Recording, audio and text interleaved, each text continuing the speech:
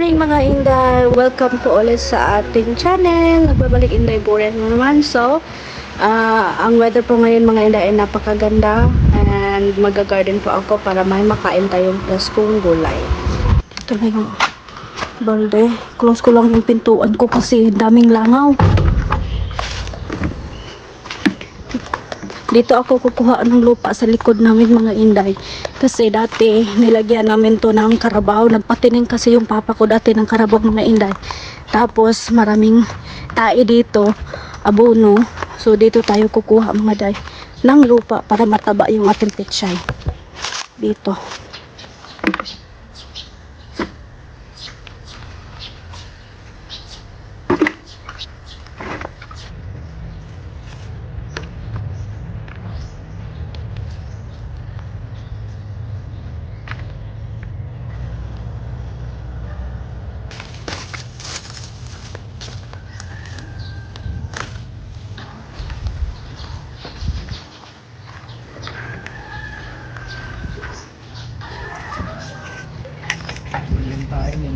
Naluthan na nasama doon yung kamay ko mga Inday oh.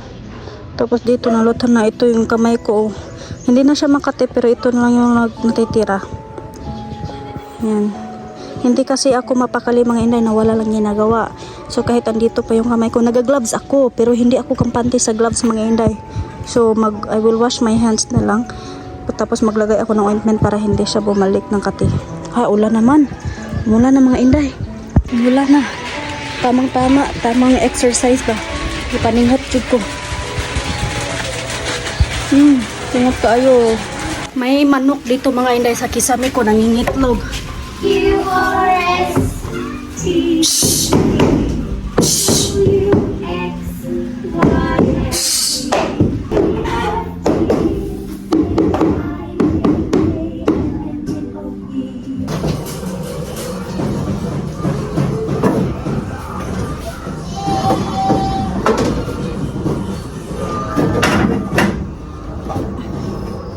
Wala naman, te.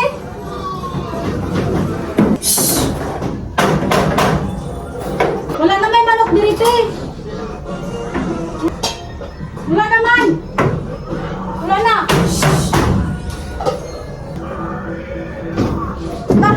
Painting, tabangi.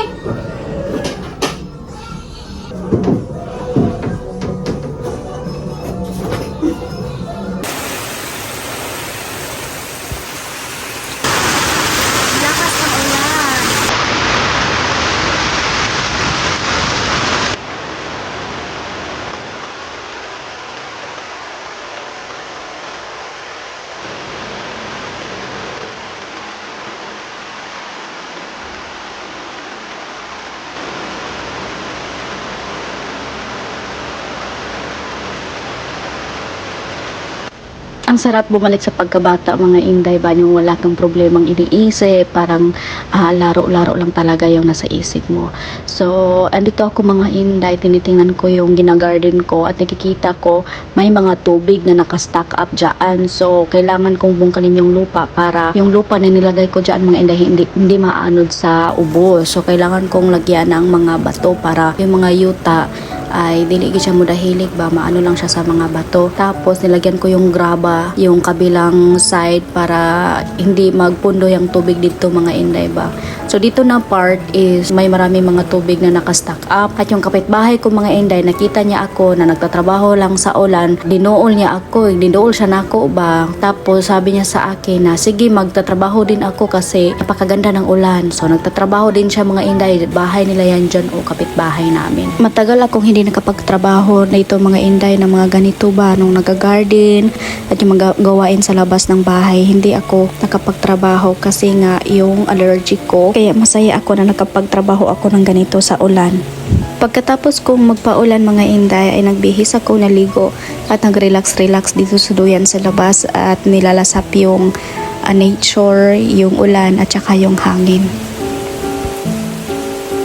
At wala nang ulan mga inday, balik tayo sa trabaho at andito yung aking pamangkin na gustong tumulong sa akin. So binigyan ko siya ng gamay nga luwag kasi gusto siyang tumulong. Pero nagrereklamo kasi ang init daw. Sabi ko naman, o pumunta ka doon mga inday. Pero ito talagang bata na to ay palagi lang nagsi-cellphone. So pinatulong ko lang siya mga inday para hindi siya masyadong nakababad sa cellphone. Mahilig talaga ako magtanim-tanim mga inday lalo na kapag andito sa probinsya at I'm very satisfied kapag nabuhay yung lahat ng mga tinanim ko. So itong pechay na itatanim ko dito mga inday ay kailangan talaga siya ng aroga kasi may marami kaming mga manok. So kailangan talaga namin yung lagyan ng kulambo dyan mga inday. So hindi ko pa transplant, ready to transplant lang yun mga inday. Ang pechay kasi kailangan mong i-spray kasi marami mga pesticides or mga insekto na kakain sa dahon. Kailangan talagang alagaan. At syempre, kailangan natin magsipag para makasave naman tayo. Yan ba naman yung bibili natin sa palengke, 'di ba? At saka presko pa ating tanim. So kailangan magsipag. 100 pesos lang yung puhunan para ibili ng ating liso ng pechay. Tapos makakasave ka na kasi hindi ka nabibili sa palengke. So pagkatapos ko nito mga inday ay nagwash agad ako para hindi mag-trigger yung kate. Ay mga inday, nakakain ako ngayon ng bisayang manok, yung native chicken, at kumati yung mga kati-katihan ko mga inday. So subukan ko na magsunog yung bukog sa manok, yung buto ng manok mga inday para daw magpausok sa buto ng manok mga inday kasi sumpa daw yon sa sa kati-kati. Yan yung buto sa manok mga inday. Buto mangguni, buto sa gani, buto sa manok. Basa naman yung bukuga. Uy, di naman yung madunot. Mga inday, basta native chicken talaga. Naku, mahirap talagang pigilin yung sarili ko kasi matagal na akong hindi nakakain ng sabaw ba. Yung higop ng sabaw sa native chicken mga inday. Pero ito yung nangyari ngayon, bumalik yung kati.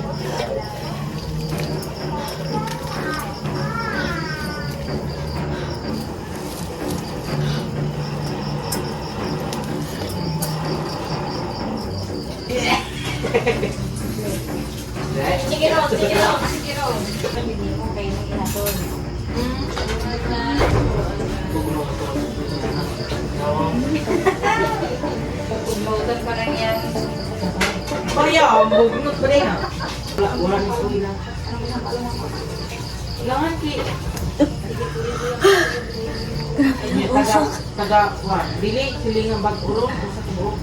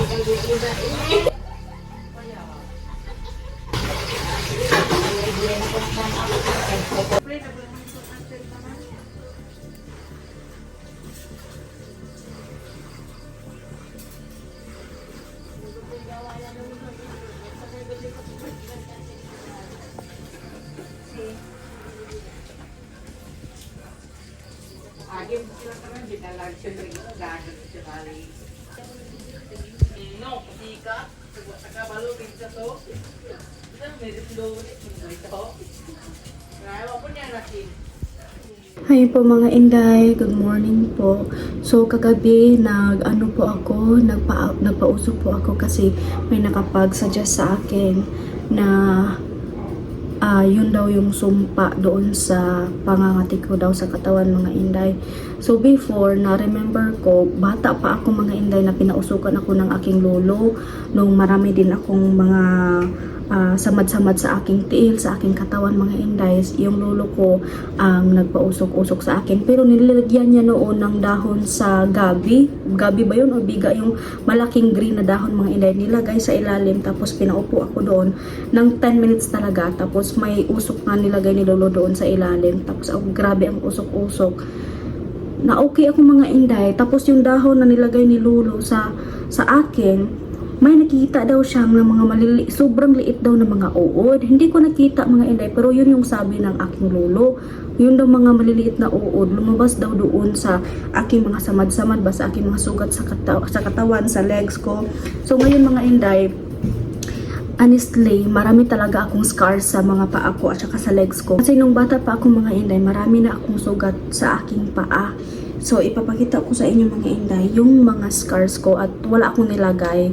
So, naisip ko mga inday, ano kaya yung pwede na akong ibutang sa aking mga sugat, sa aking mga scars para mawala ba? Kasi hindi, yung skin ko talaga mga inday, hindi talaga flawless. Yung mga, minsan nga mga inday kapag nakatingin ako ng grabe kakinis na mga balat na I'm jealous. Pero okay lang kasi balat ko to mga inday. So balak kong bumili sa online kung ano man yung product na nakakapagpawala o ulat-ulat ba. Tingnan niyo mga inday. Ito mga inday, bata pa ako nito hanggang dito sa akong ito nahiwa yan mga inday. Ito marami mga samad-samad ko yan dati mga inday. Tapos dito sa kabila meron din ito na ano to sa plastic na paso, pero ito mga sugat-sugat ko din to mga inday. O diba, I'm being true to myself. Tapos kagabi, yung pagpausok ko kagabi mga inday, after 1 hour umapekto siya, nawala yung mga katikati ko. At thankfully kasi ganito na siya ngayon, hindi na masyadong kagaya noon ba mga inday na until talaga dito, hindi pa rin siya totally heal. Ayun, hindi pa rin siya totally heal mga inday, pero at least hindi na siya sobrang kate. Dito kasi nag-umpisa lahat dito sa part na to mga inday. Nung dati, yung last week until dito umabot na sa pa ako dito sa lahat ng tiil na ko mga inday ba. So ngayon may kuan pagid siya pero hindi na siya makate. Pinapabayaan ko lang mga inday.